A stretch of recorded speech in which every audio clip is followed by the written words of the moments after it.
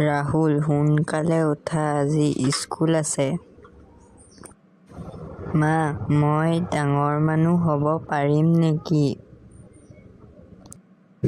নিশ্চয় পাৰিবা। মনত বিশ্বাস থাকিলে সকলো সম্ভৱ। জীৱনত সফল হ'বলৈ কি লাগে?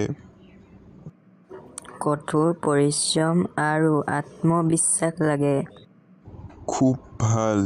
এই গুণ দুটাই তোমাক আগবঢ়াই নিব। ৰাহুল, তুমি সদায় পঢ়া-লিখাত মন দিয়া কিয়?